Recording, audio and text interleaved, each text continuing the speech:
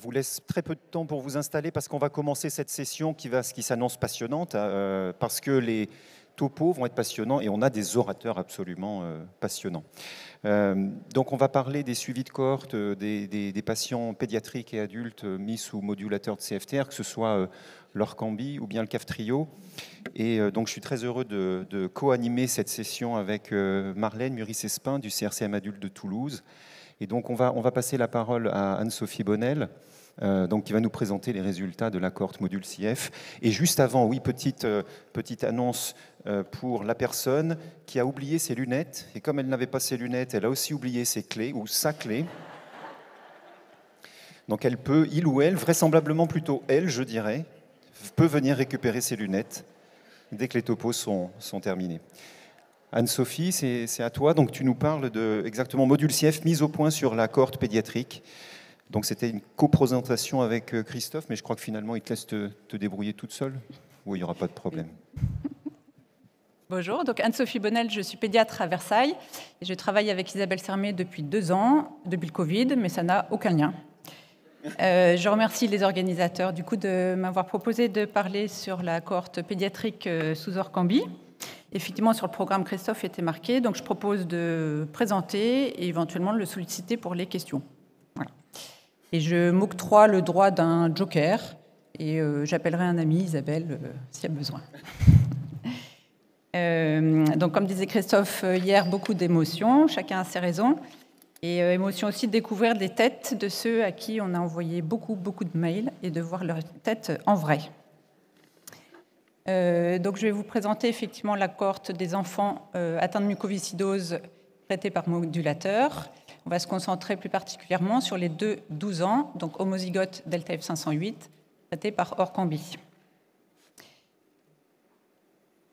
Et donc la diapo va passer. On ne s'inquiète pas.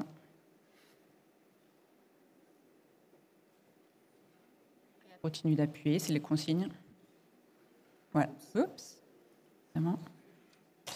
Voilà, donc module CF, c'est vraiment un travail collectif de tous les CRCM de France jusqu'à La Réunion. Donc les 34 CRCM pédiatriques et mixtes ont joué le jeu et participent à ce suivi de cohorte assez fantastique.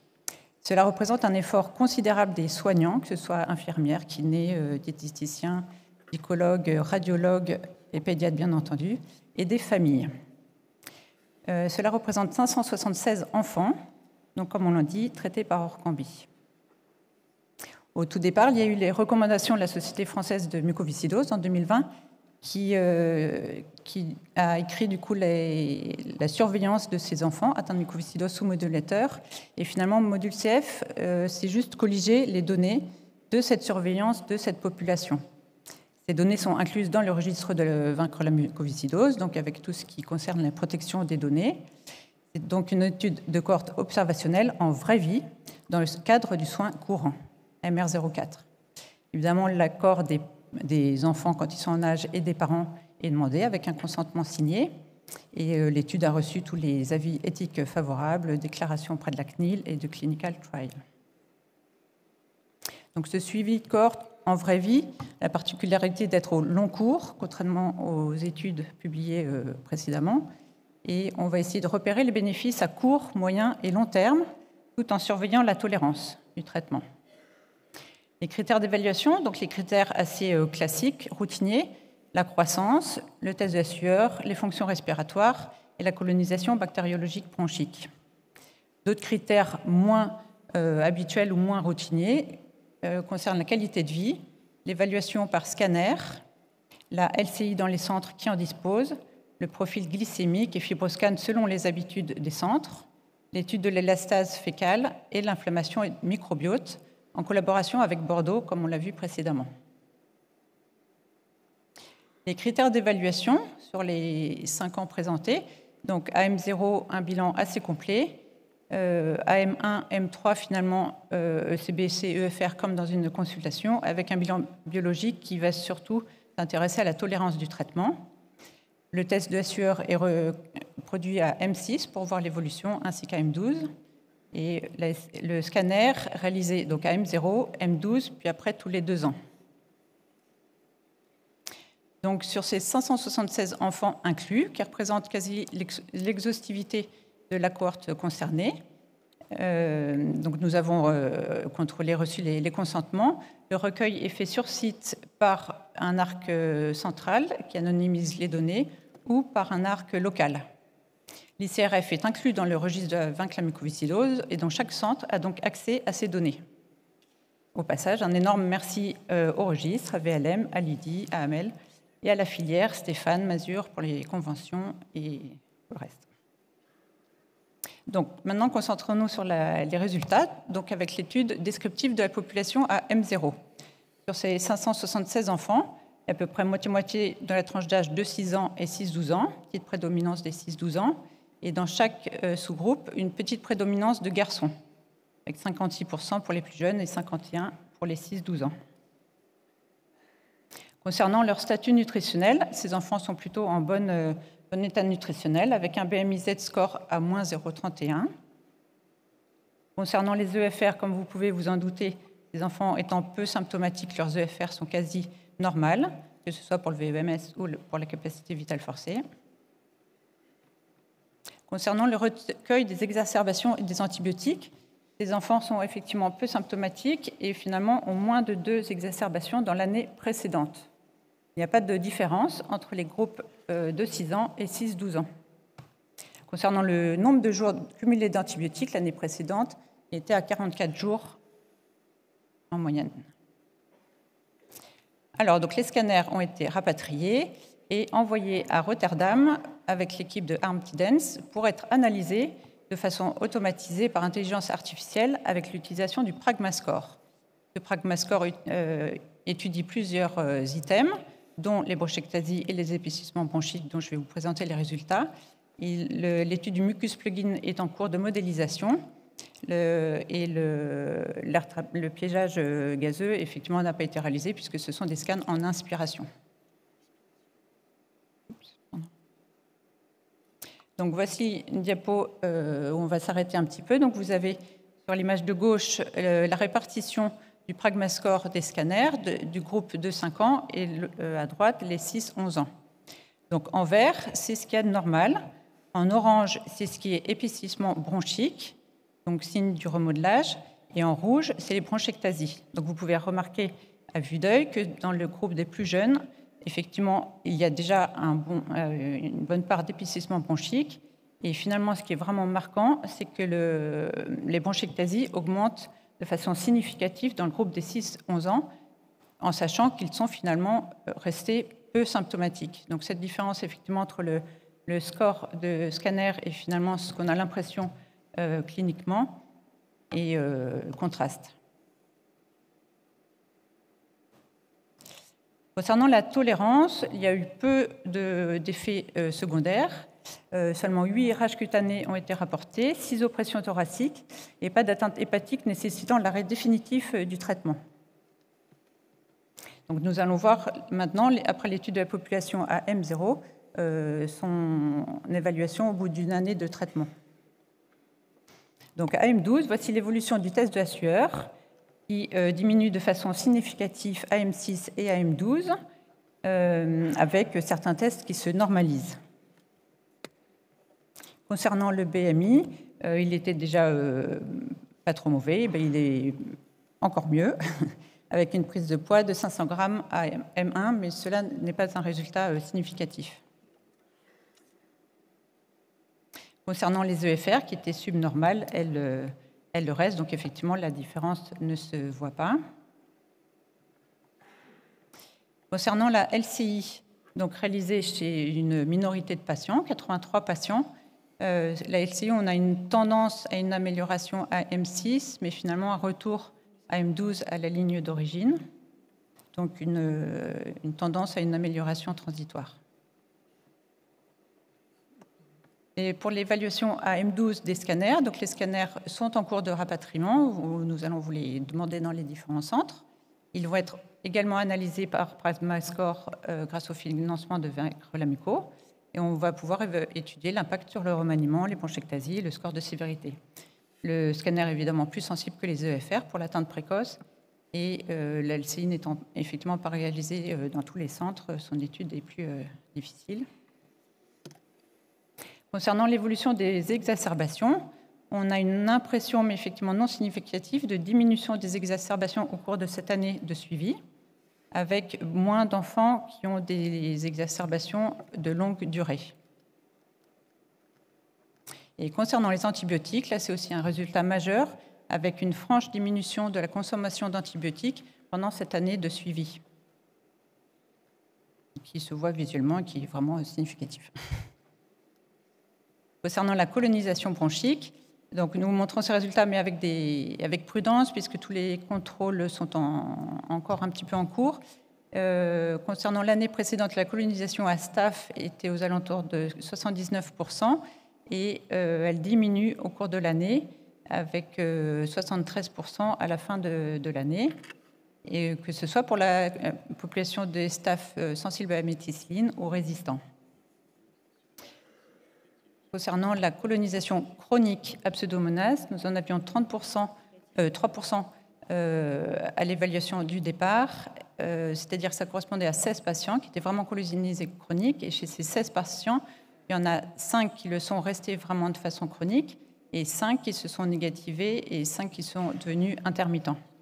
Et donc finalement, à M12, il nous reste 1% de colonisation chronique. Donc effectivement, une baisse, vraiment un effet anti-infectieux, antibactérien sur cette colonisation à Staph et à Pseudomonas.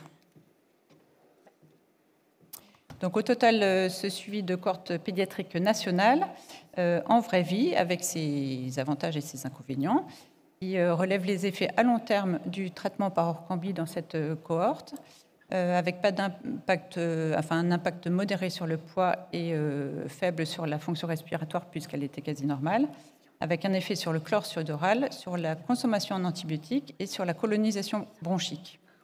Les perspectives sont évidemment d'attendre les résultats de l'évaluation par scanner de M12 et de continuer avec la cohorte CAF-TRIO avec les mêmes items de surveillance et la même évaluation simplifiée pour certains items. Et on voulait vraiment remercier tous les centres et toutes les familles pour leur participation à cette étude, effectivement, chronophage, mais dans un moment assez révolutionnaire. Je voulais remercier Fatia Hassani, notre attachée de recherche clinique qui travaille de façon acharnée, Vincla Mucoviscidose pour les financements pour l'attachée de recherche clinique et pour l'analyse des scanners, et la filière qui aide aussi pour l'analyse des scanners. Voilà, place aux questions si vous en avez.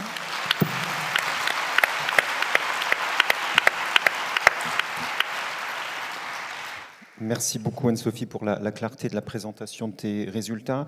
Est-ce qu'il y a déjà des questions dans la salle? Alors, je ne vois pas de mains se lever encore, peut-être pour commencer. Donc ce sont bien les données sous Orkambi dont on parle. Hein. Il y a une discordance quand même peut-être entre la diminution, plutôt la non-diminution du nombre d'exacerbations, et par contre la diminution de la consommation d'antibiotiques. Oui, comment on pourrait interpréter ça? Comme c'est la durée en jours cumulés d'antibiotiques, peut-être les exacerbations étaient moins sévères et donc nécessitaient des traitements de moins longue durée. D'accord. Des questions? Oui, j'en vois une juste ici. Une main se levée et un micro arrive.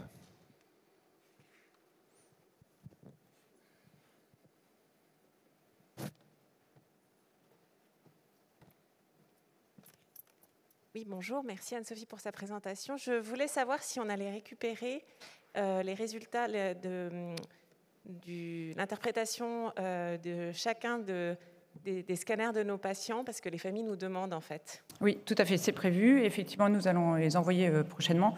Les résultats sont par centre des patients. C'était prévu et ce sera fait. Laurent a une question? Oui.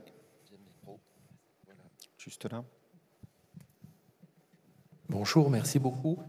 Laurent Mélis, CRCM Mixte. Donc on a, par rapport au questionnaire adulte, beaucoup plus de données à renseigner. Après, on n'est pas obligé de tout faire. Hein. Et bientôt, on va attaquer la même chose pour le CAF-TRIO. Moi, je me pose des questions sur toutes les données concernant les haltères glycémiques, les dosages hormonaux, les âges osseux, etc. Est-ce qu'il va y avoir une analyse qui nous permettrait peut-être de mieux cibler ce qu'on va faire pour Orkambi? Parce que c'est passionnant, mais il y en a de plus en plus, quoi. Donc, voilà, on s'inquiète de se dire, est-ce que ça a servi à quelque chose? Est-ce qu'il ne va pas y avoir trop de données manquantes? Est-ce que ça va être analysé et en quoi on pourra mieux cibler? Oui, bien sûr, tout ce qui a été fait n'est pas pour rien. Ça va être analysé. Pour l'instant, effectivement, ce qui est présenté, c'est des résultats préliminaires des données un peu des premières données les plus grossières, mais effectivement, la suite va arriver. Et effectivement, comme l'enfant n'est pas un adulte en miniature, comme diraient certains, toutes ces données concernant le statut osseux, la puberté, la croissance, le statut glycémique seront effectivement analysées de plus près. Oui, je suis d'accord. On est souvent très gourmand, on veut savoir beaucoup de choses. Après, effectivement, il faut avoir les moyens, le temps et les mains et les cerveaux pour analyser tout ça. D'autres questions peut-être, sinon j'en ai une à te poser sur la modification de la colonisation des voies aériennes de ces jeunes patients. Pas de signal du tout sur les patients colonisés chroniques par Pseudomonas aeruginosa, ou quand même quelques patients qui, je me souviens plus très bien. Si, ça passe de 3% à 1%. Donc un ça signal veut dire qu'il y a des significatif. patients qui se décolonisent totalement? Oui. D'accord, ça c'est intéressant, avec une année de suivi bien sûr derrière. Sur le staphylocoque aussi, il y a du signal manifestement. Donc ça c'est des choses qui sont intéressantes. Oui. Si. Oui, une question juste devant. Si effectivement vous pouvez vous nommer et dire de quel CRCM vous venez, c'est pas mal pour les orateurs. Merci.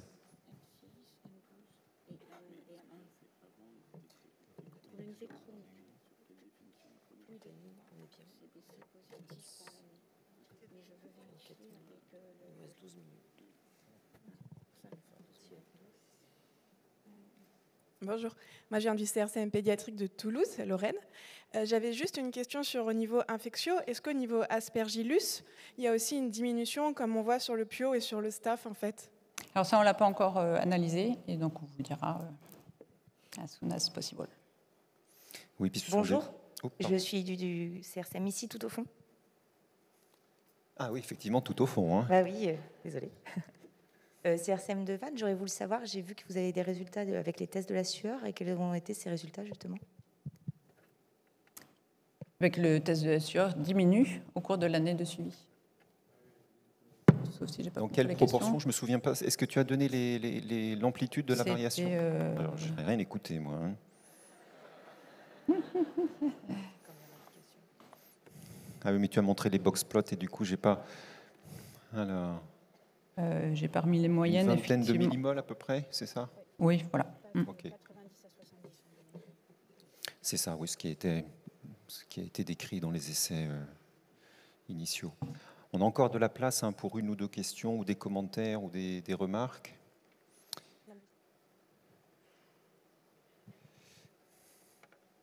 Sinon, bonjour. Oui.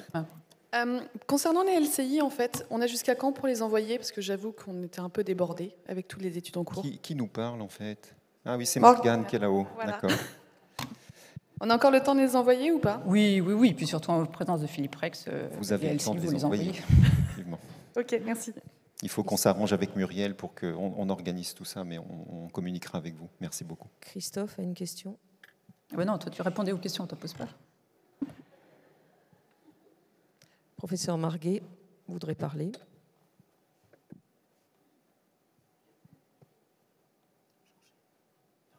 Je voulais juste faire, dans ces résultats, ce qui est aussi très intéressant, c'est qu'on voit quand même qu'il y a des formes précoces qui sont très graves quand on regarde les box plots. Et donc, voilà, ce sera intéressant aussi de pouvoir voir quels sont ces patients spécifiquement et comment ils répondent, comme avait fait au départ donc, les études chez les adultes avec des VEMS très bas. Et j'ai trouvé ça plus frappant que quand on lit finalement le registre. Parce que là, comme on a une homogénéité des mutations, puisqu'ils sont tous delta F508 homozygotes, on voit bien qu'il y en a certains quand même qui sont malades très très tôt.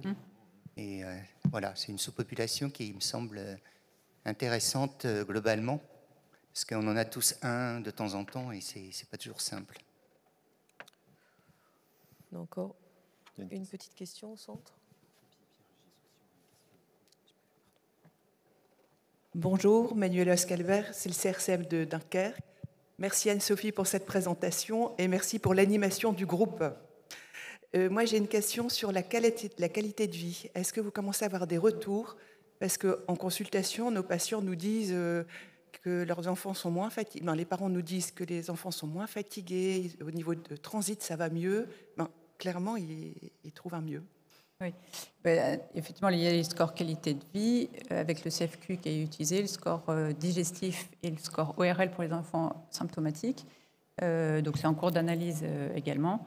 Et puis je ne dévoile pas tout parce qu'effectivement Isabelle, peut-être dans le topo suivant, reparle de qualité de vie également. Pierre-Régis ? Ouais, peut-être juste un commentaire.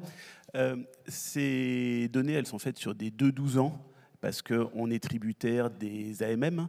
Je voulais juste rappeler qu'on avait quand même, dans l'étude initiale de la cohorte nationale Orcambi, on avait les données des 12-17 ans et que je pense que ça serait intéressant quand même qu'on combine ces données pour faire des données sur la population pédiatrique globale et qu'on ne soit pas tributaire d'une décision administrative d'AMM.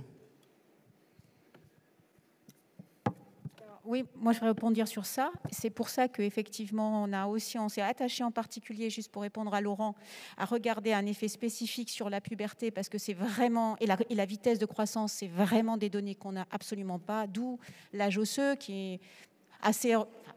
pas forcément à faire systématiquement, mais bon, ça sera quand même très intéressant et ça sera aussi intéressant d'avoir les données hormonales que nous ont suggérées les endocrinopédiatres. Et justement, et c'est intéressant de voir ce qui se passe dans la population des pères pubères des 12-15 ans, où ça va être extrêmement intéressant de voir l'impact sur des pré-pubères et des pères pubères. Ouais. On a encore une question, je pense qu'on a un petit Oui, peu de temps. ça a été fait pendant la période Covid, donc est-ce que ça aurait pu modifier un peu les colonisations, les antibiothérapies, avec toutes les règles d'hygiène qui ont été plus strictes, les confinements? C'est une bonne question. C'est une très bonne question. Difficile d'y répondre comme ça. C'est un peu difficile de répondre, absolument. Ouais. C'est ça. Mais c'est une très bonne remarque, oui. J'ai une question dans le chat, peut-être juste avant de... seulement 3% de colonisés chroniques par pseudomonas dans cette population de jeunes enfants. Est-ce que c'était un résultat qui était attendu? Qu'on ait aussi peu de jeunes enfants? Alors, ça correspond effectivement à peu près au registre. Et on a voulu effectivement juste cibler ceux qui étaient vraiment colonisés chroniques. C'est vrai que si on regarde ceux qui ont eu du PIO dans l'année précédente, effectivement, le chiffre est supérieur, aux alentours de 20-25%, comme dans le registre. Voilà, donc là, c'était vraiment les colonisés chroniques. Mais on va effectivement vérifier, enfin, comme c'est vraiment important, vérifier ça d'encore plus près et corréler encore plus avec le registre.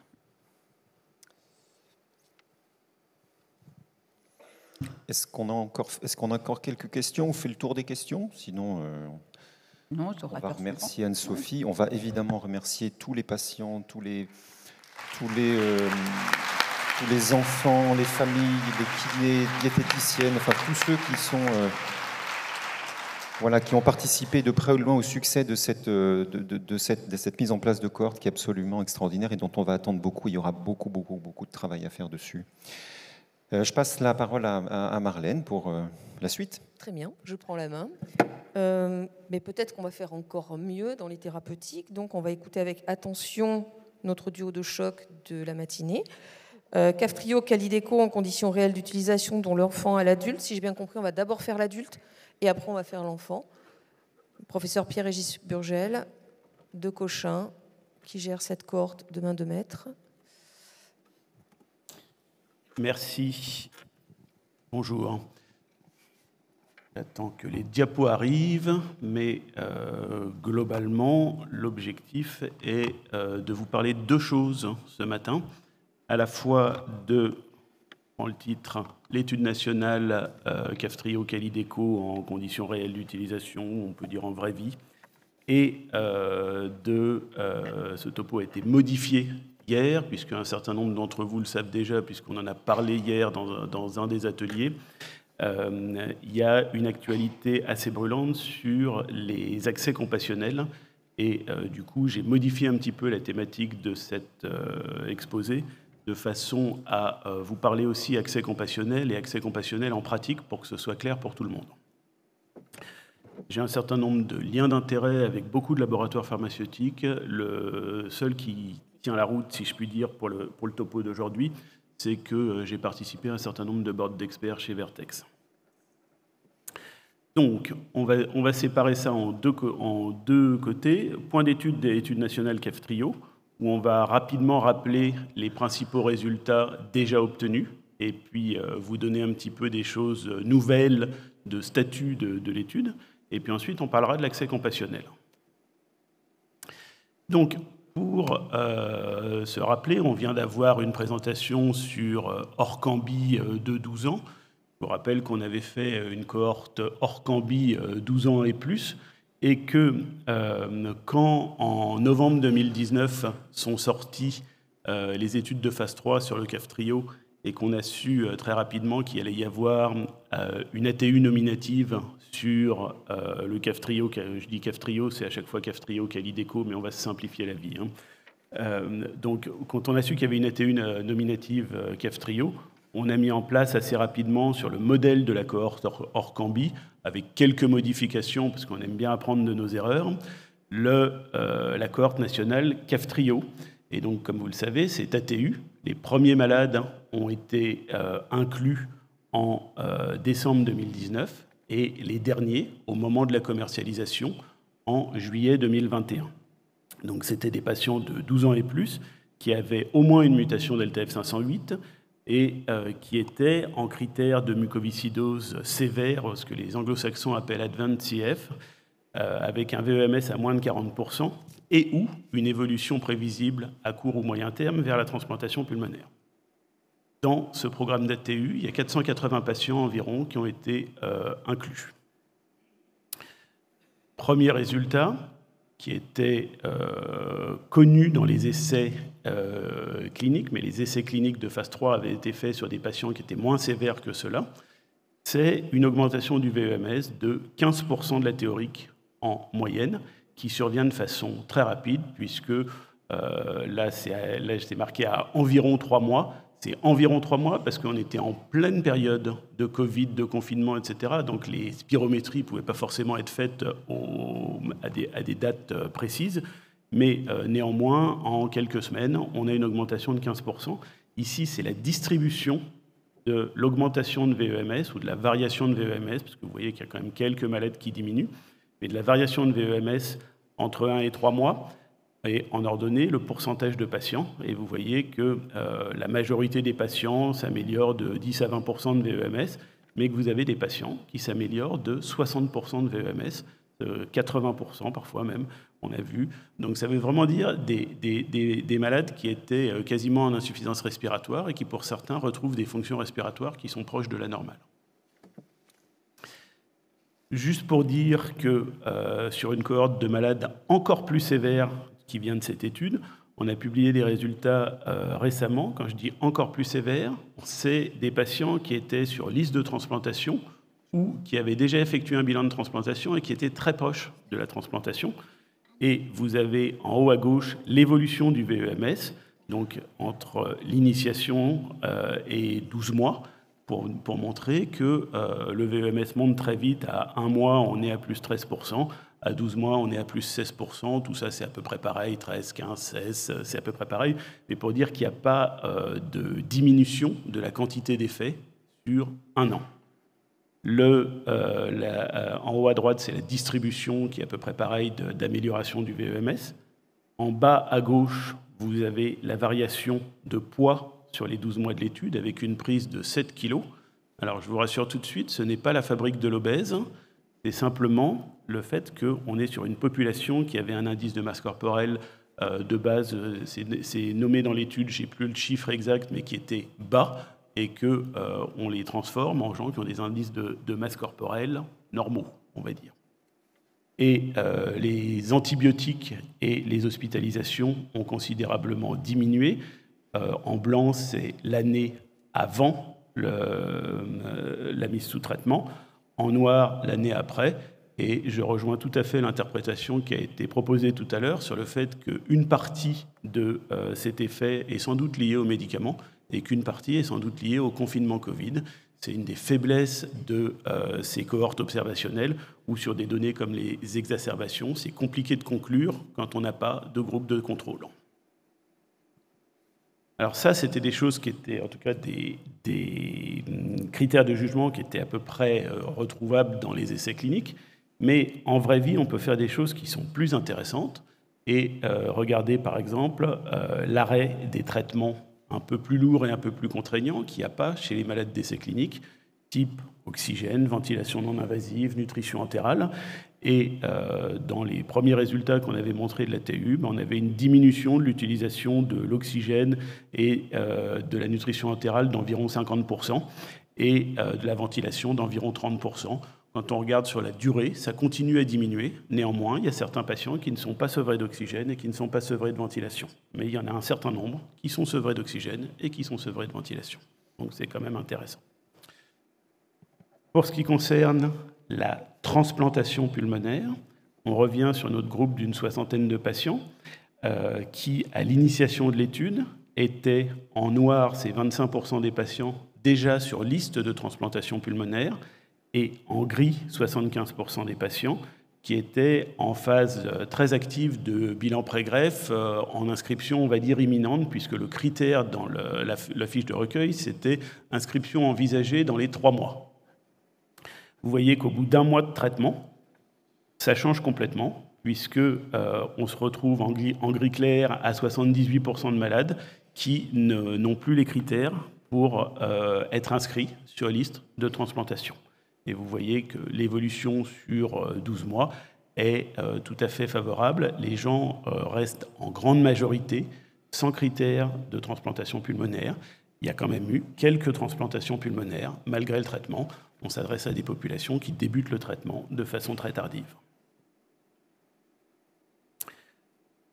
Très rapidement, pour dire qu'il y a une diminution très importante de la transplantation pulmonaire pour mucoviscidose en France en ce qui concerne les primo-transplantations, on ne parle pas ici des retransplantations, et qu'en comparant, je ne vais pas rentrer dans le détail de ces courbes parce que je ne suis pas sûr qu'on ait beaucoup le temps là, mais en comparant les activités de transplantation pour la mucoviscidose aux activités de transplantation pour d'autres maladies respiratoires, on arrive à faire la différence entre l'impact du Covid sur la transplantation pulmonaire et l'impact des médicaments sur la transplantation pulmonaire, la mucoviscidose. Tout ça, c'était des données obtenues, si je puis dire, au temps de l'ATU, mais l'étude, bien évidemment, se poursuit avec la commercialisation qui est intervenue en juillet 2021. J'ai remis ici les principaux éléments de suivi sur la première année, où globalement on suit des choses qui sont extrêmement simples, un petit peu de biologie, de la fonction respiratoire et des tests de la sueur. Et puis après, on a tout un tas de choses qui sont optionnelles, des scanners, des questionnaires de qualité de vie. Les questionnaires, c'est bien de les faire parce qu'on manque de données là-dessus.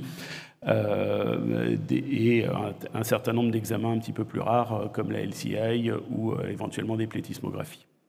On monitore en temps réel, et je vais vous en reparler, les décès, les greffes pulmonaires, les grossesses, et puis il y a un certain nombre d'études d'imagerie qui sont prévues. On en avait fait avec l'Orkambi, on va en refaire avec le Kaftrio.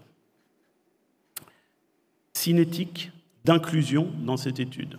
Donc, je vous rappelle ici, c'est des données de l'ATU nominative. Donc l'ATU nominative, c'était les patients sévères de 12 ans et plus.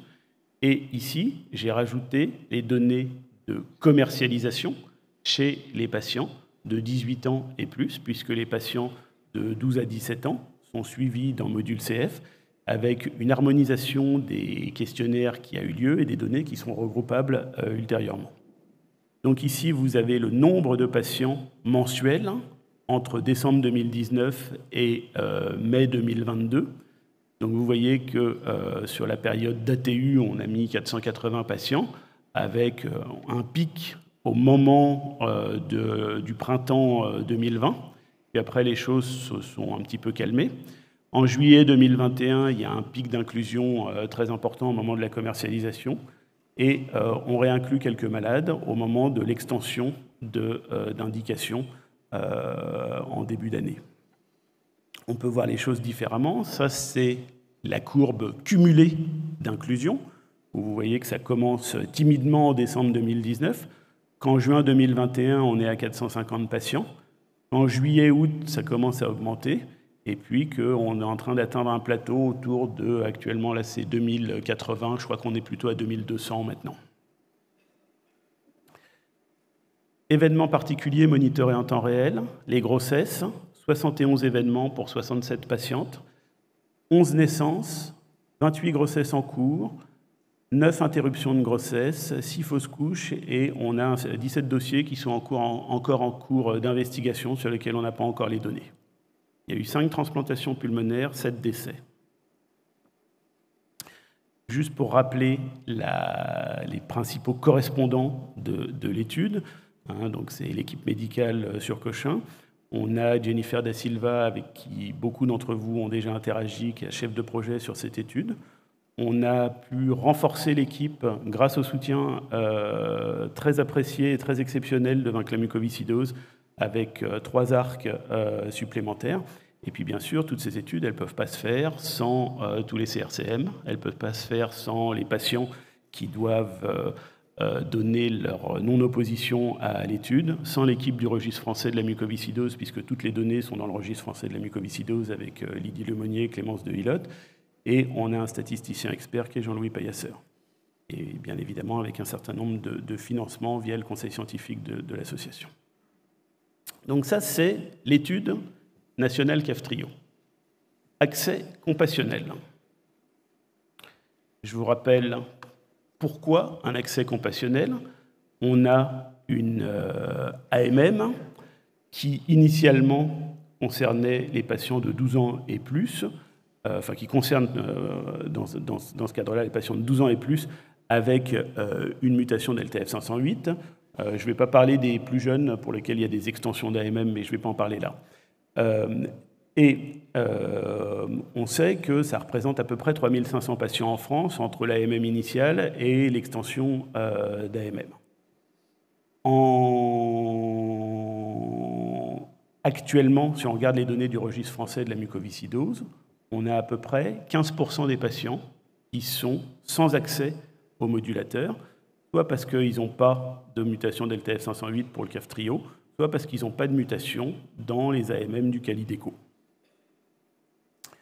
On sait néanmoins qu'une partie de ces 15% de patients pour lesquels il n'y a pas de solution de modulateur peuvent s'améliorer sous trithérapie. Le problème, c'est que c'est des mutations rares qui sont souvent non éligibles aux essais cliniques. On sait qu'aux États-Unis, la FDA a donné un accord pour 177 mutations supplémentaires pour ce qu'ils appellent la balle Trikafta, qui ne correspond jamais qu'au CAFTRIO Calideco en Europe, sur la base de données précliniques qui ont été soumises, des données in vitro soumises par le laboratoire et qui ont été acceptées comme extension d'indication. En Europe, ces éléments n'ont pas été acceptés. Et on s'est posé la question de savoir si, sur le modèle de l'autorisation temporaire d'utilisation du CAFTRIO, qui avait inclus des patients sévères en sauvetage, donc VEMS à moins de 40% et ou évolution prévisible vers une transplantation pulmonaire, on pouvait obtenir du compassionnel chez des patients qui avaient 12 ans et plus, donc qui sont dans la bonne tranche d'âge, qui n'ont pas de mutation d'LTF 508, sinon ils sont dans l'AMM, et qui sont non greffés pulmonaires, sinon ça pose d'autres types de problèmes.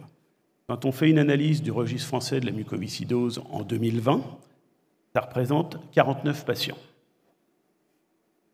Donc on a mis en place et discuté sur les, on va dire, 8 derniers mois, ce protocole d'accès compassionnel où on proposait un traitement initial de 2 mois par CAFTRIO Calideco avec une réévaluation du traitement à 1 mois sur des critères multiples de VEMS, de tests de la sueur, de symptômes respiratoires, de qualité de vie, de poids, d'utilisation de thérapeutiques, et de façon à essayer de juger à 1 mois si on avait des critères d'efficacité thérapeutique.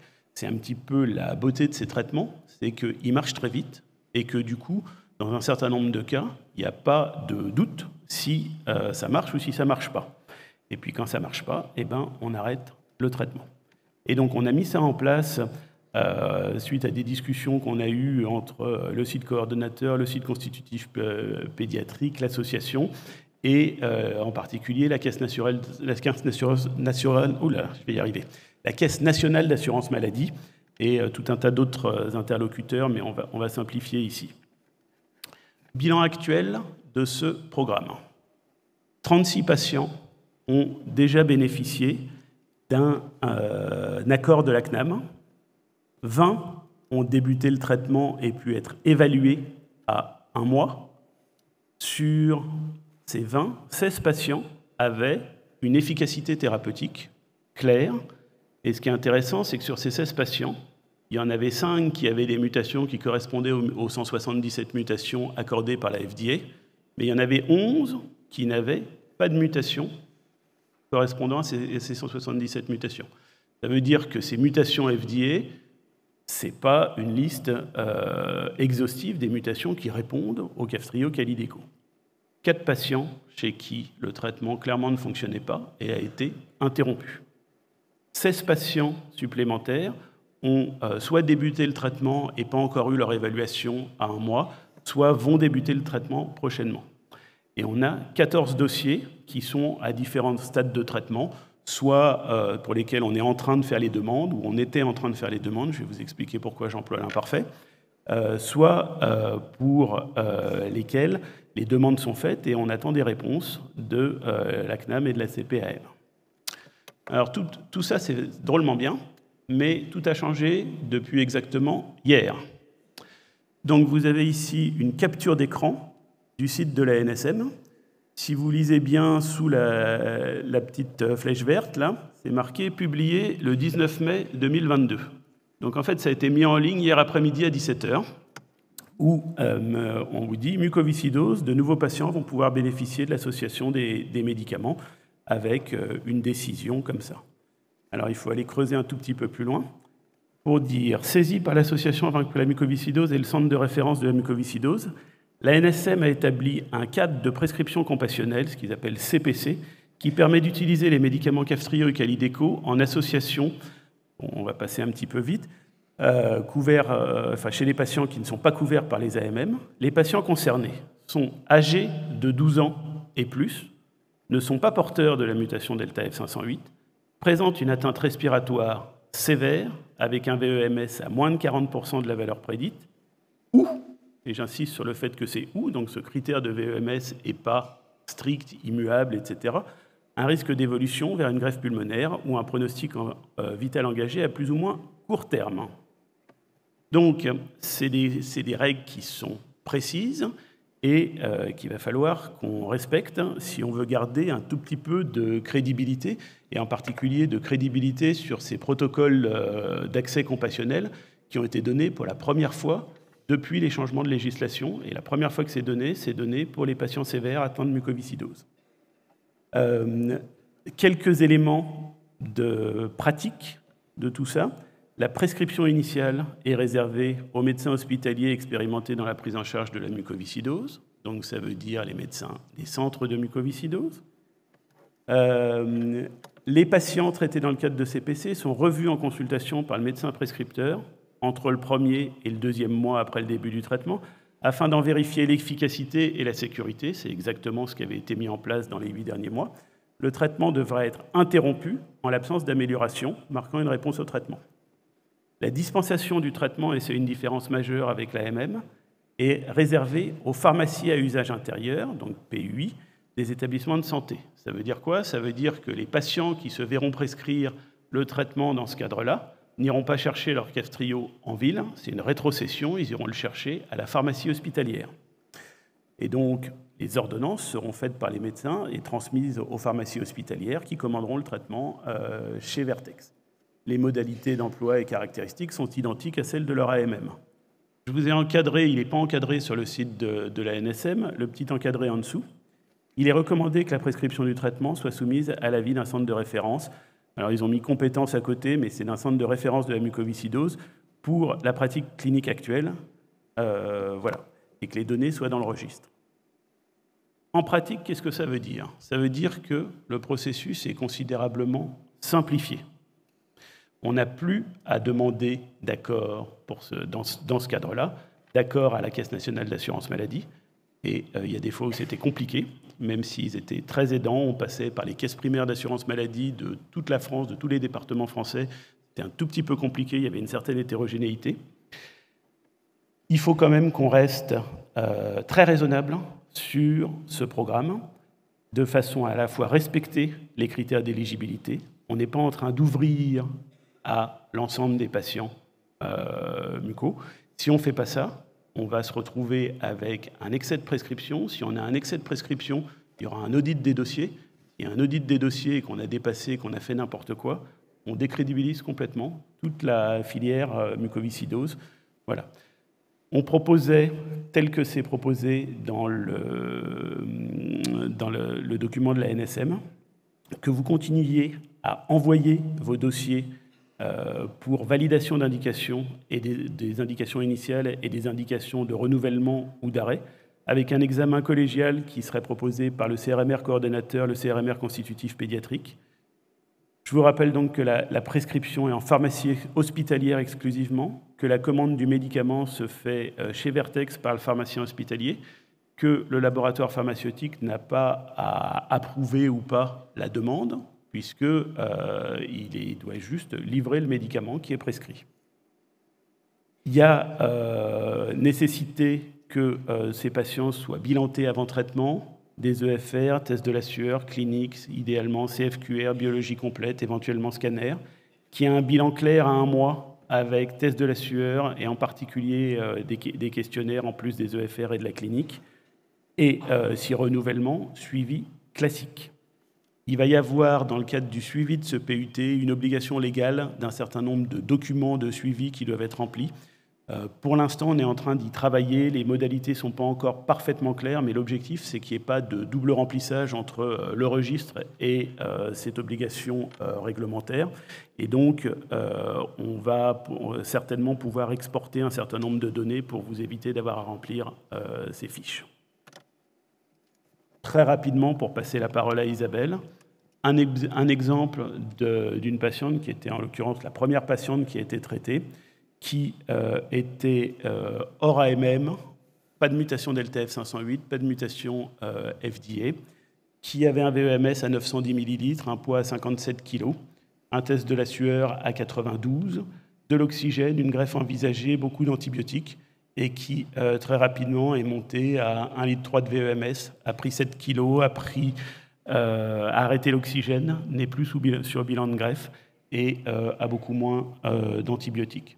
Alors chez cette patiente, comme chez un certain nombre de patients, on a pu effectuer des prélèvements de cellules nasales de façon à ce que Isabelle, avec l'expertise qu'on lui connaît, puisse faire des tests pharmacologiques.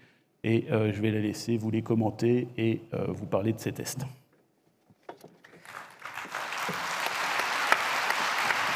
Bien. Merci Pierre-Régis pour ce panorama et puis surtout ce mode d'emploi en vraie vie pour cet accès compassionnel. Maintenant, on va garder les questions pour la fin de la session et écouter le professeur Isabelle Sermet de Necker sur le versant pédiatrique. Et l'idéal, Isabelle, serait de garder un quart d'heure pour les questions-réponses à la fin. Merci beaucoup. Donc moi aussi, effectivement, je vais diverger de la présentation initiale et commencer par vous parler de tous les aspects concernant le programme compassionnel avant d'envisager les aspects spécifiques du suivi des cohortes pédiatriques. Donc, Pierre-Régis vous a effectivement décrit le contexte clinique et réglementaire de ce programme compassionnel, mais je voudrais, moi, vous décrire en fait les observations qui ont conduit à le proposer. Et je dois d'abord remercier Vaincre la muco qui a, en fait, il y a à peu près 1 an, au Conseil scientifique, validé effectivement la proposition d'établir une liste plus complète de génotypes non delta F508 qui pouvaient potentiellement répondre à diverses trithérapies, dont Kaftrio, hors les mutations proposées par la déclaration de la FDA en décembre 2020. Donc, et pour ceci, effectivement, dans ce cadre-là, l'idée était de tester sur des cultures primaires obtenues à partir de frottis nasales chez les patients, qu'on avait mis au point dans le cadre d'un PHRC, l'efficacité de la restauration de la fonction de CFTR par, du coup, différentes molécules, dont Kaftrio.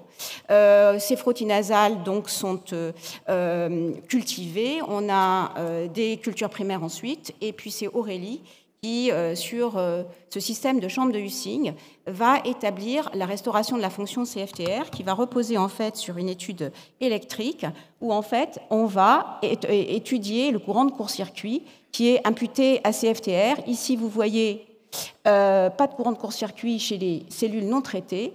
Ici, des cellules traitées par VX661-770, Simkevi, donc pas grand-chose. Et ici, par Kaftrio.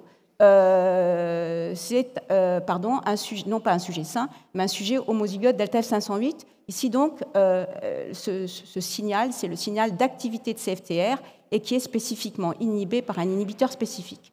Mais l'intérêt de la chose, c'est qu'on peut non seulement tester l'activité de CFTR reflétée par le transport de chlorure, mais également l'activité de CFTR qui est restaurée ici concernant le transport de bicarbonate, puisqu'on a des mutations très spécifiques qui transportent de chlorure, mais pas du bicarbonate, et qui peuvent aussi induire des formes très sévères de mucoviscidose. Et on peut effectivement, grâce à ce test, établir le niveau de correction différent selon les mutations ou selon les trithérapies. Par exemple, ici, 3 trithérapies qui sont investiguées. Ici, Kaftrio en pourpre, mais vous voyez que d'autres trithérapies pourraient être intéressantes chez ce patient qui a un génotype non delta F508.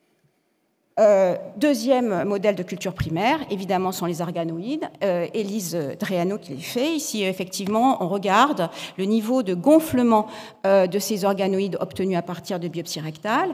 Modèle intéressant parce que c'est une expansion indéfinie et qu'on obtient un grand nombre d'organoïdes à partir d'un seul prélèvement.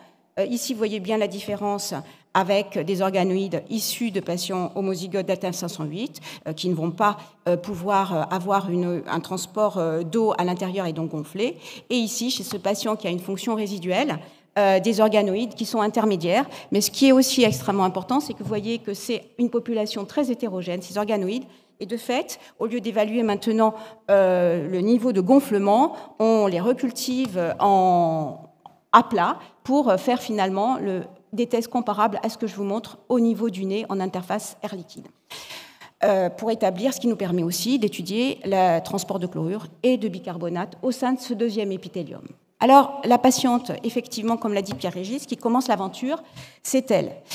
Nous l'avions déjà connue parce qu'elle m'avait été adressée par Dominique Hubert il y a 2 ans pour tester l'effet de VX809 et VX661, ce qui n'avait absolument pas donné de résultat.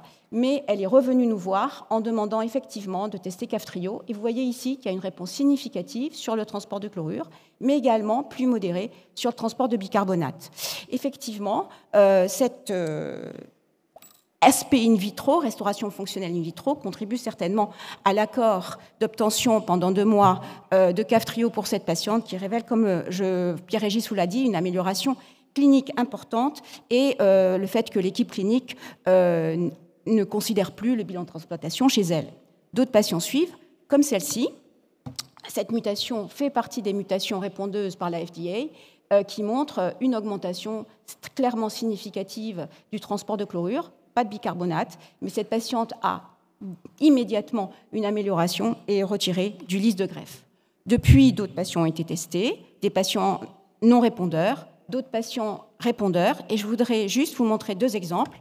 Ici, c'est un patient qui a une mutation d'épissage, donc absolument pas fonctionnelle, et une deuxième mutation non rapportée dans la liste des FDA, qui montre une efficacité remarquable de Kaftrio pour la sécrétion de chlorure, et puis aussi également d'une autre thérapie pour la sécrétion de chlorure, et une efficacité également tout à fait remarquable de Kaftrio pour la sécrétion de bicarbonate.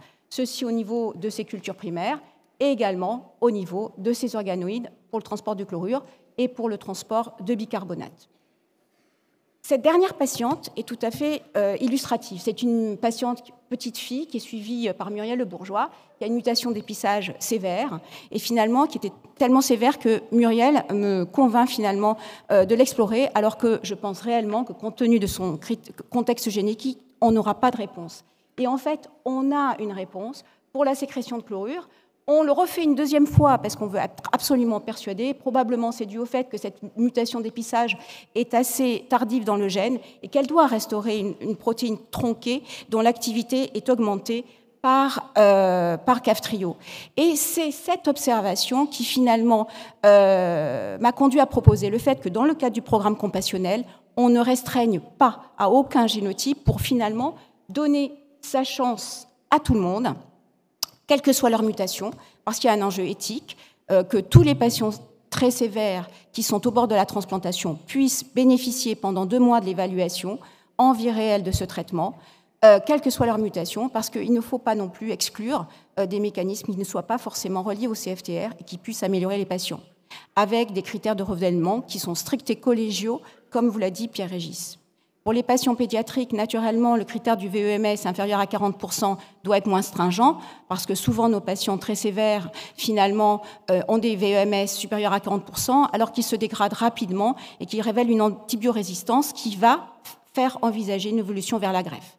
Enfin, parce que ce programme compassionnel est restreint vraiment aux patients où on envisage la transplantation, ça n'exclut pas, compte tenu des bilans que l'on fait également, de documenter des mutations hors programme compassionnel, dont on pourra ensuite considérer secondairement, éventuellement, les indications de Kaftrio, mais clairement, ce programme reste vraiment conservé et dédié aux patients très sévères, parce que tout simplement pour ces mutations, continuer à explorer ces mutations, c'est très important parce que la liste FDA a été établie sur des lignées cellulaires et certaines mutations probablement vont être beaucoup moins répondeuses que d'autres. Il y a un article qui est en presse à JCF et qui le souligne, et il ne faut effectivement pas se priver d'élargir les indications pour d'autres mutations. Sans transition, je vais du coup maintenant faire la deuxième partie de la présentation, du coup sur la cohorte pédiatrique et toute la réflexion qu'on a eue pour les critères de jugement. Et je porte ici là les conclusions de plusieurs réunions qu'on a eues avec tous les pédiatres et tous les soignants impliqués dans ce programme, donc qui comprend 34 CRCM. Alors, pourquoi cette réflexion? Parce que, comme vous l'avez vu, même s'il y a des patients très sévères, la majorité des sujets ont une forme très mineure, avec un état nutritionnel normal, un VEMS, une capacité vitale normale. Il faut moins de 2 exacerbations par an. Ce sont des sujets qui sont soit présymptomatiques, soit asymptomatiques. Et pour les plus jeunes, ils sont très peu coopérants, donc on ne peut pas faire n'importe quoi, et il faut considérer cet aspect-là aussi. Donc, tout d'abord, on a passé du temps à discuter ce que c'était qu'une modalité de la réponse chez des patients asymptomatiques qui avaient pour autant une maladie qui était en train de se développer, qui était à risque de développer des symptômes ultérieurement. Donc, modalité de la réponse dans cette cohorte, regarder des marqueurs précliniques, soit associés à la maladie, soit éventuellement, et plus intéressant, associés à son pronostic évolutif. Deuxièmement, des marqueurs qui vont être établis chez des patients symptomatiques, regarder l'absence de dégradation, le ralentissement de l'évolution, et surtout dans cette population pédiatrique également, des marqueurs de tolérance. Pour évaluer la tolérance de ces nouveaux traitements, on a quand même encore un recul très faible, à court, moyen et long terme, et surtout en particulier pour les tout petits qui ont des organes en développement, encore par exemple, puisque l'alvéolisation pulmonaire se termine à 3 ans. Et puis, il faut absolument continuer et considérer le développement physiologique normal, la vitesse de croissance, la taille cible, la puberté, et puis la qualité de vie avec des objectifs très spécifiques chez cette population. Donc les organes cibles, précisément, je vais essentiellement parler du poumon, évidemment, mais également dire un mot à la fin de l'intestin et du pancréas. Donc l'atteinte pulmonaire dans cette population présymptomatique, elle est débutée dès la naissance avec une obstruction bronchique par du mucus, puis une inflammation bronchique avec un remodelage qui va évoluer vers des bronchectasies, parfois très précoces, constatées dès l'âge de 3 mois. Donc effectivement, pour évaluer cette atteinte pulmonaire, on va se baser sur des explorations fonctionnelles respiratoires qui vont évaluer l'inhomogénéité ventilatoire, la réduction des débits, la distension avec l'élévation de la capacité résiduelle, mais également l'imagerie pour essayer de documenter l'épaississement des parois bronchiques, les impactions mucoïdes et le piégeage gazeux qui est très précoce et probablement pronostique de l'évolution. Donc pour les explorations fonctionnelles respiratoires, comme vous l'avez vu, et ça n'est pas que dans notre cohorte, elles sont normales pendant les premières années de vie, en tout cas en ce qui concerne les choses qu'on peut faire facilement, comme le VEMS, la capacité vitale. Par contre, la LCI, la clairance du nitrogène, est effectivement documentée comme étant anormale très précocement chez les patients atteints de mucoviscidose asymptomatiques à VEMS normal. D'autre part, c'est vrai qu'il y a eu un certain nombre d'études qui ont été faites avec les modulateurs qui montrent que, et c'est souvent le seul critère qui est significativement modifié, qui montre qu'il y a une amélioration. Donc amélioration, ça veut dire diminution par rapport aux cohortes placebo, les cohortes contrôle chez les patients pédiatriques qui ont un VEMS normal. Et récemment, Philippe également a publié dans la cohorte des plus de 12 ans traités par Orkambi en vraie vie également cette documentation. Mais le problème des explorations fonctionnelles respiratoires et de la LCI en particulier, c'est d'abord la difficulté de réalisation chez les plus jeunes, et puis aussi la grande variabilité dans cette population pédiatrique, comme vous voyez ici, sur des patients qui sont évalués successivement. Donc c'est effectivement un critère qu'il faut considérer, qu'il faut faire, mais qui est quand même extrêmement variable et sujet à caution. C'est pourquoi nous avons passé beaucoup de temps avec Philippe, Muriel Le Bourgeois et puis tous les autres centres qui font la LCI à standardiser les conditions des EFR et de la LCI sans bronchodilatateur, avant toute kinésithérapie, avant crachat induit avec sérum salé hypertonique qui peut modifier tous ces tests. Et en particulier, la LCI va avoir une relecture à l'aveugle, notamment en particulier pour les examens discordants, donc par 2 évaluateurs pour bien valider les critères.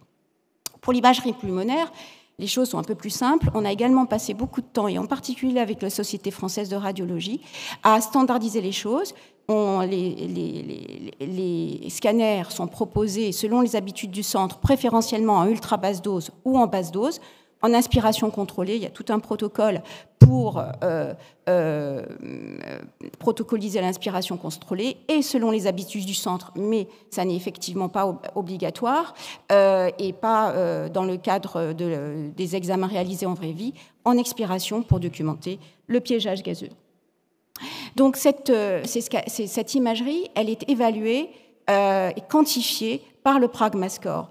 C'est actuellement le seul score quantitatif qui a été validé chez l'enfant, chez le tout petit en particulier, par de nombreuses études par l'équipe australienne et l'équipe de Rotterdam. Et surtout, ce qui est extrêmement intéressant dans notre cohorte importante, c'est qu'il y a une analyse automatisée par des algorithmes d'intelligence artificielle qui s'est révélée extrêmement valide. Et surtout, ce scanner, évidemment, fait une information supplémentaire à la LCI, puisqu'on sait par de nombreuses études pédiatriques que même chez des enfants qui ont un LCI normal, on peut avoir des imageries qui sont anormales et extrêmement intéressant d'avoir un score qui quantifie de façon systématique les bronchectasies, les impactions mucoïdes, l'épaississement bronchique, la télectasie et le piégeage gazeux pour les scanners qui sont faits en expiration.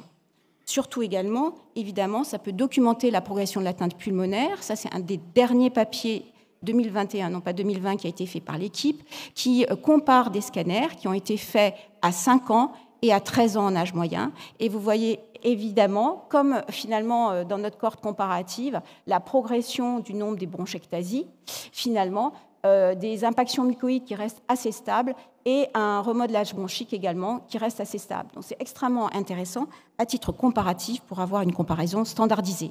Mais dans cette même étude, ce qui est aussi extrêmement intéressant, c'est qu'on va regarder les facteurs prédictifs de la progression des bronchectasies, qui sont les séquelles a priori irréversibles 10 ans après. Et ce qui est extrêmement intéressant, c'est que ce qui prédit l'extension des bronchectasies, c'est d'abord des lésions structurales pulmonaires très précoces, impaction mucoïde, bronchectasie, atelectasie, l'infection, bien sûr, et notamment apyocyanique, l'état nutritionnel à 5 ans, mais également l'inflammation, en particulier la quantité de cytokines dans le lavage broncho-alvéolaire. Et c'est la raison pour laquelle, troisième point, dans cette cohorte pédiatrique, on a passé également beaucoup de temps à standardiser le recueil des sécrétions bronchiques, parce qu'il nous semble que c'est pour l'instant le meilleur reflet que nous avons de la physiologie pulmonaire, finalement au plus près, et de ce qu'on pourrait faire, ce qu'on peut faire au quotidien, même si les patients sécrètent peu, ils sécrètent grâce au crachat induit, on peut toujours recueillir normalement, et vous l'avez vu dans la vidéo de Véronique Vion, et que je remercie beaucoup pour avoir participé à la standardisation de ce protocole, on peut recueillir 500 microlitres, et dans la mesure où il faut au minimum 200 microlitres pour quantifier de façon standardisée les cytokines, ça suffit la plupart du temps.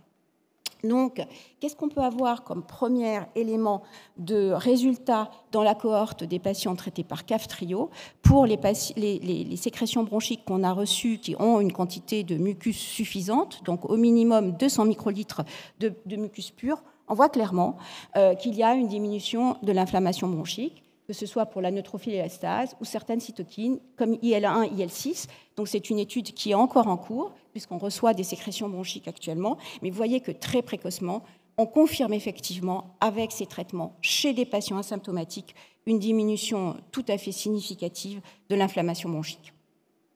Quelques mots pour terminer sur l'évaluation digestive, pancréatique par l'élastase, mais également intestinale.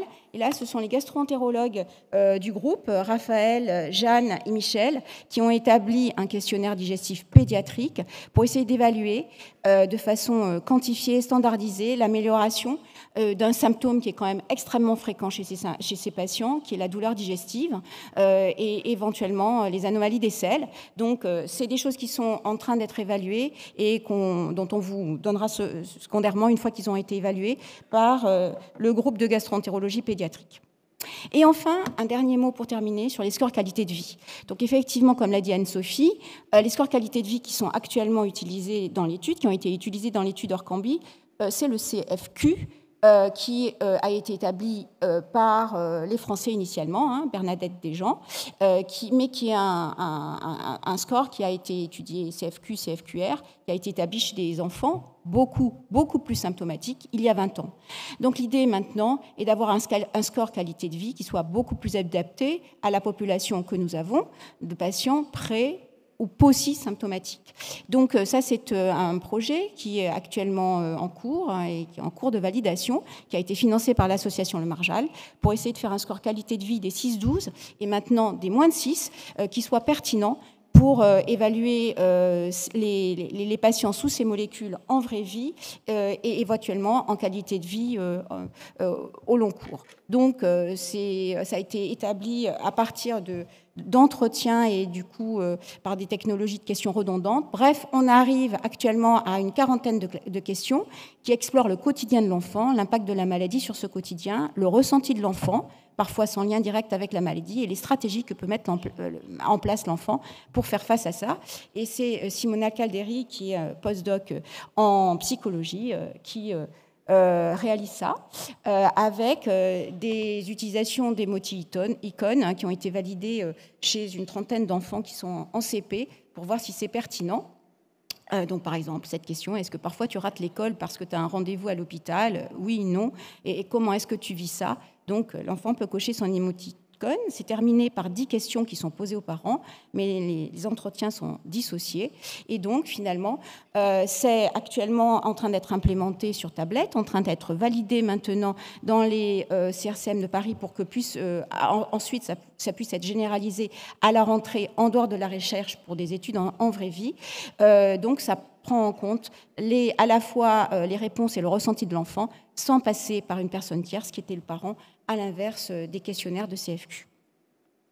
Donc pour finir finalement de cette cohorte pédiatrique, donc on fait face à des patients qui sont présymptomatiques, post-symptomatiques, et donc les enseignements qu'on retire de la cohorte Orkambi et qui vont être appliqués à la cohorte Kaftrio, peut-être en simplifiant un peu les choses, mais c'est effectivement qu'il ne faut pas se passer des EFR, il faut continuer absolument à faire de la LCI parce qu'elle peut être sensible, mais que surtout, un examen qui est certainement très pertinent, c'est l'imagerie pulmonaire, pour l'instant, qui est quantifié par le score de Pragma.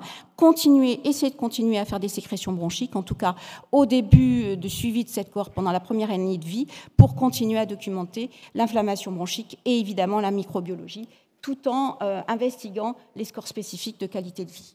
Finalement, je voudrais aussi terminer en remerciant tous ceux qui participent à cette étude, donc Anne-Sophie, Anya et Fatia, les deux arcs, Stéphane Mazur, qui est absolument irremplaçable pour toutes les questions de convention et toutes les questions réglementaires, Lydie Lemonnier, qui nous aide beaucoup, qui nous coach pour tout ce qui est registre, et puis évidemment tous les soignants impliqués dans Module CF, et en particulier les kinésithérapeutes et les radiologues qui donnent des critères de jugement qui sont tout particulièrement adaptés, VLM et la filière, qui ont participé au financement. Et merci beaucoup.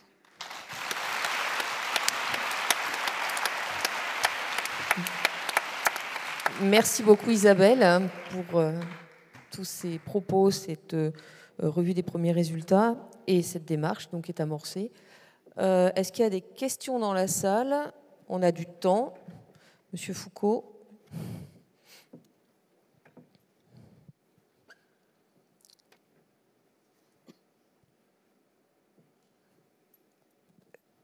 Pardon, en fait, j'ai accédé au micro avant vous, je suis désolée. J'ai fait un rap de micro. Cathy Lerena de Grenoble, une question toute simple. On voit qu'on avance énormément dans pas mal d'indications. On a très bien compris la nécessité de vous en parler, d'évaluer. Mais qu'en est-il de ces 6-12 ans, Delta F508 homozygotes, qui, comme ils ont accès à d'autres modulateurs, ne peuvent pas accéder rapidement au Kaftrio, alors qu'on les voit s'aggraver régulièrement et pour lequel j'aimerais vraiment pouvoir en mettre un, notamment d'ici quelques jours. Réhospitalisé, pas bien. Donc je trouve que c'est dommage. Les Delta F508 pédiatriques, peut-on squeezer le système? Parce qu'en fait, on a déjà une AMM pour les 6-12 ans qui n'ont qu'une seule mutation Delta F508. Une fonction minimale derrière. Oui, mais tu peux les mettre, en fait, il y a des façons, notamment l'ATU, de pouvoir les mettre, ces patients-là sévères, sous Kaftrio. Ça, c'est tout à fait possible. Hein.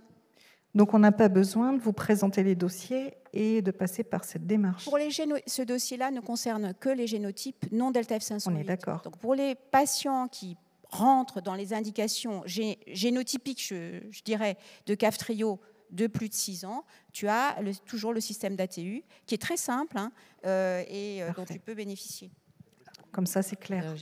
Ouais, sauf que, à ma connaissance, depuis que l'AMM a été octroyée pour les 6-12 ans, le processus d'ATU ne fonctionne plus. Et, et on a, en particulier pour un jeune patient de Bordeaux, fait une demande de prescription hors AMM à la Caisse nationale d'assurance maladie, où on est passé par la CNAM directement. Mais voilà, à vérifier, mais sur ce qui nous a été dit quand on a fait la demande pour l'enfant qui est un enfant de 2 ans et demi de Bordeaux, quand on a fait la demande à la CNAM, ils ont renvoyé le dossier à la NSM pour dire ATU, et la NSM nous a dit les ATU sont fermés. C'était il y a 10 jours. Hein. Oui, non, moi, enfin, alors ça s'appelle plus ATU ou ça s'appelle, je ne sais plus si c'est accès précoce. Toi, tu sais, Pierre, voilà, c'est accès précoce, mais c'est la même chose, en fait, c'est le même circuit. Alors, je ne pensais pas intervenir sur ce point, mais je me permets de rappeler 2 dates importantes pour les 6-11 ans. La première, c'est le 18 février. Depuis le 18 février, tous les 6-11 ans peuvent avoir accès au SIMKEVI lorsqu'ils ont les bonnes mutations, FF et F fonctions résiduelles. Et depuis le 29 mars, dans le cadre d'un accès précoce, les 611 F508 fonction minimale ont accès au CAF-TRIO. En attendant, le déroulé post-AMM européenne qui est en date du 10 janvier, on devrait, avant la fin de l'année, avoir, on l'espère, résolu le problème pour les 611. J'avais levé la main tout à l'heure pour revenir sur l'accès précoce, en commençant par dire que... tu veux dire compassionnel. Ah pardon, compassionnel. Ah oui, c'est pas le moment de se prendre les pieds. Je reviens à l'accès compassionnel, pardon.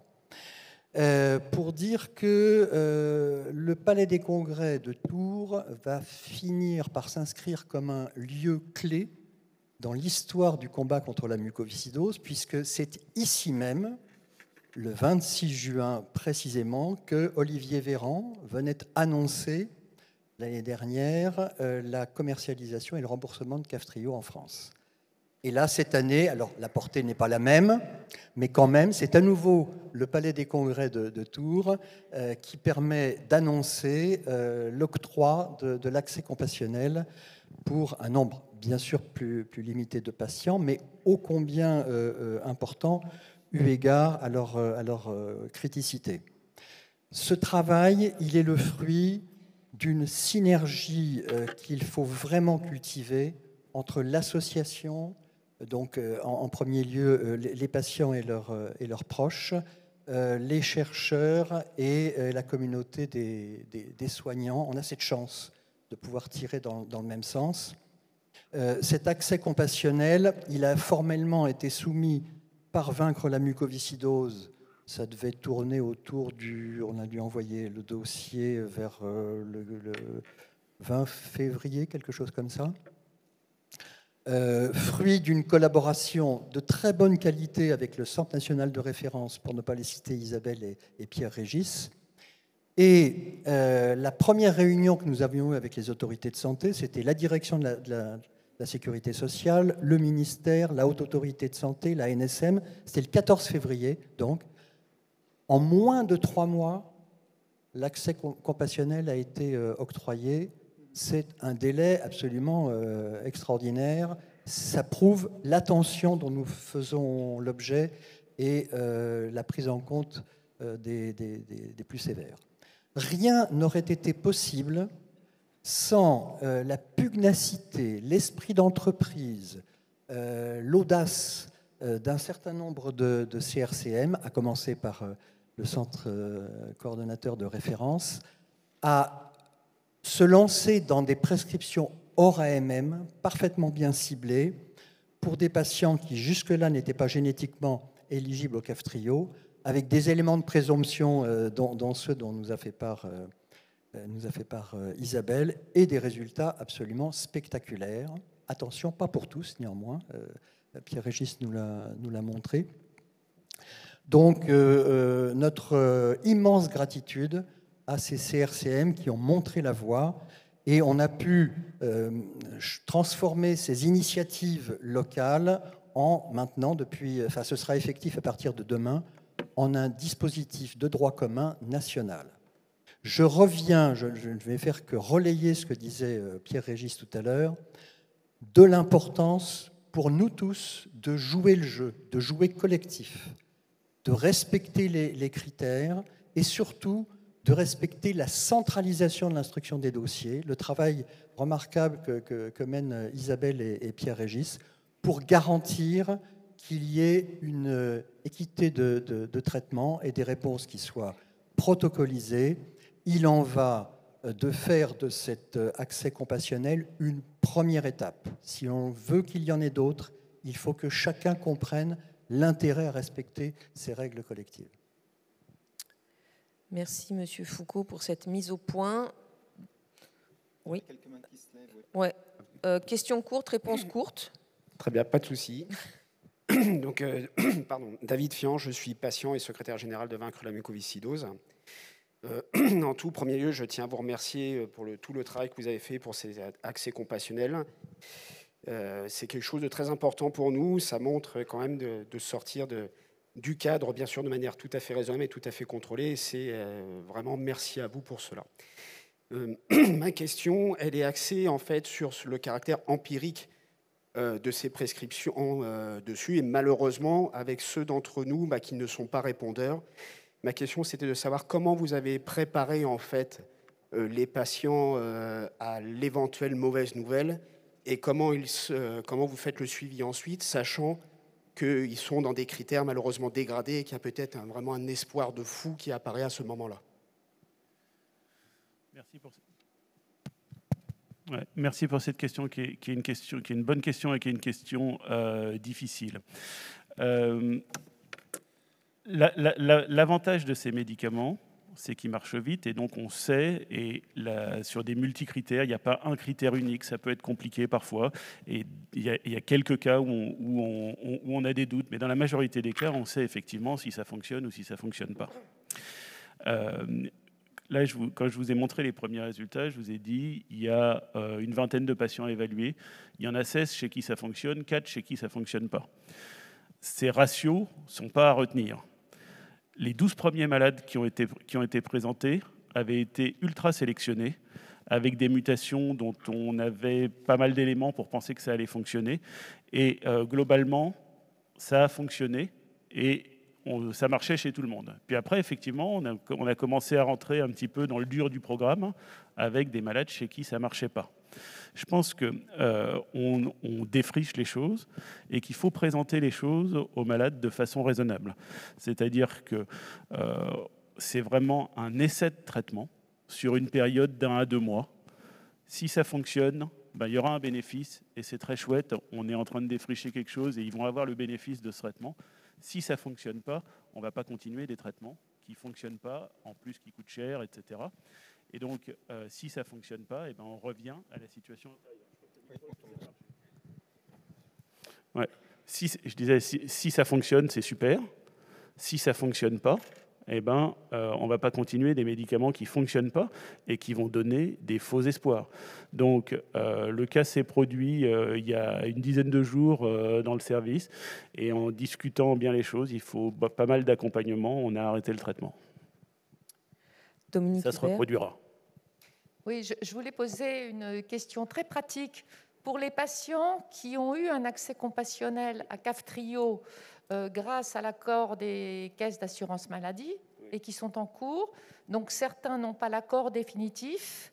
C'est une première chose. Est-ce qu'il faudra... Définitif, c'est le renouvellement, c'est ça? Le renouvellement, ouais. C'est la première chose. Et deuxième chose, puisque dans cet accès compassionnel, on nous dit que les patients devront aller chercher leur traitement à la pharmacie hospitalière, alors que pour l'instant, ils vont en pharmacie de ville. Qu'est-ce qui se passe pour ceux qui sont en cours? Est-ce qu'ils pourront continuer à aller à la pharmacie de ville ou est-ce qu'ils doivent maintenant aller à la pharmacie hospitalière? Je me suis posé la même question ce matin. Je n'ai pas la réponse, mais je vais la voir. Et je vais vous tenir au courant. Oui, moi j'ai une question, pas sur l'accès compassionnel, par rapport à l'étude Kaftrio, surtout pour les adultes, parce que dans les résultats pour les patients sous ATU, effectivement, on voit une prise de poids de plus de 7 kg, et effectivement, on est très content parce que c'est des patients sévères qui étaient dénutris. Là, maintenant, Kaftrio, on l'a aussi pour des patients qui n'étaient pas dénutris. Et chez certains, alors chez l'enfant, c'est différent parce qu'ils n'ont pas forcément fini leur croissance, mais nos grands adolescents, et je pense que vous, chez les adultes, vous avez le même problème. On a quand même certains qui prennent aussi beaucoup de poids. Et est-ce que vous avez prévu de comparer, du coup, cette prise de poids selon la gravité clinique à l'introduction du Kaftrio? Oui. Non, je pense que les prises de poids sont souvent considérées comme quelque chose de positif par les docteurs, pas toujours par les malades, mais ces prises de poids peuvent être excessives et ça fera partie des éléments qui vont être évalués, de savoir dans quelle mesure on a des prises de poids excessives, dans quelle mesure on a des gens qui passent sur des critères de surpoids, d'obésité, etc., en sachant qu'on ne peut pas se fier là-dessus aux données nord-américaines, où les indices de masse corporelle sont déjà beaucoup plus importants, avec des habitudes nutritionnelles qui ne sont pas les mêmes. Mais oui, ça fait partie des éléments importants qu'on va analyser. On a une question sur le chat, qui est l'âge des 36 patients pour lesquels les demandes ont été acceptées. Tous des adultes? Ce sont principalement des adultes. Il y a quelques enfants, enfin quelques adolescents, voilà, on reste sur l'idée qu'on est au-dessus de 12 ans. C'est-à-dire que après, s'il y a des situations particulières chez des enfants plus jeunes, elles peuvent éventuellement être discutées, mais on n'est pas dans le cadre de ce protocole-là. Tout en haut. Bonjour. Moi, j'avais une question sur la première partie de votre présentation, sur le fait qu'on arrête l'oxygène, la nutrition et tout ça. On a pas mal parlé de l'antibiothérapie inhalée également. Je voulais savoir quelle était votre position sur l'arrêt ou pas du pulmosym. On a parlé un petit peu hier dans les controverses antibiotiques, il y a des sujets sur, une fois qu'on est sous modulateur, ce que les anglo-saxons appellent highly effective, donc le Kaftrio, éventuellement le Kalidecosol pour les malades qui répondent, de savoir ce qu'on fait des autres traitements. Clairement, le pulmosym, le sérum salé, sont dans le collimateur. Il y a même des essais cliniques aux États-Unis qui randomisent l'arrêt du traitement sur ces deux types de traitements. Je n'ai pas la réponse. Pour moi, le pulmosym reste utile quand les malades sont sécrétants. Quand ils sont plus sécrétants, on a tendance à l'arrêter. Mais c'est ce qu'on fait. Je n'ai pas dit que c'était forcément ce qu'il fallait faire. Christophe Marguet. Oui, moi j'avais une question pour Isabelle. On voit bien qu'il y a tellement de mutations qu'on a un recours quand même finalement à une recherche de fonctionnalité par rapport au nouveau traitement, et ça va continuer probablement avec l'apparition encore d'autres traitements. Donc j'avais deux questions. La première, est-ce qu'il y a une banque internationale qui va se mettre en place pour que ce ne soit pas éventuellement fait une fois en Hollande, une fois en France, etc. Et la deuxième question, c'est que ça nécessite quand même un financement. Ce n'est pas gratuit. Donc là aussi, il y a peut-être une réflexion à avoir sur ce nouveau type d'examen complémentaire. Voilà. Mais derrière, le financement, comme ça a été fait à une époque, finalement, pour le dépistage néonatal, c'est un peu aussi un nouveau, des nouvelles investigations qui ont un coût. Alors, je ne sais pas si on peut le mettre sur le même plan que le dépistage néonatal, parce que là, pour le coup, c'est vraiment des tests de recherche qui impliquent effectivement des cultures primaires coûteuses, en effet, pendant 6 semaines. Et à plein d'étapes, ça peut ne pas marcher. Il faut effectivement des laboratoires très experts, et il n'y en a pas beaucoup dans le monde, qui sont capables de le faire en routine et de réussir ces tests, à la fois sur les cultures primaires nasales qui semblent pertinentes et très corrélées à la clinique, ou les organoïdes, où plusieurs études maintenant montrent des dissociations entre la réponse des organoïdes et la réponse clinique. Ça, c'est un premier point. Mais effectivement, ça reste un moyen très intéressant de comprendre les mécanismes de réponse de mutations rares, en mesurant le niveau de transcrit, l'expression de la protéine, et évidemment la réponse fonctionnelle de CFTR, celle qu'on peut tester facilement, qui est le transport de chlorure et de bicarbonate. Ça, c'est un premier point. Mais effectivement, là où je suis tout à fait d'accord, c'est la nécessité de garder en biobanque ces génotypes rares et ces cultures primaires, puisqu'on peut le faire. Il y a une biobanque ici nationale qui est financée depuis plusieurs années par Vaincre la muco, que ce soit pour les cultures primaires ou pour les organoïdes.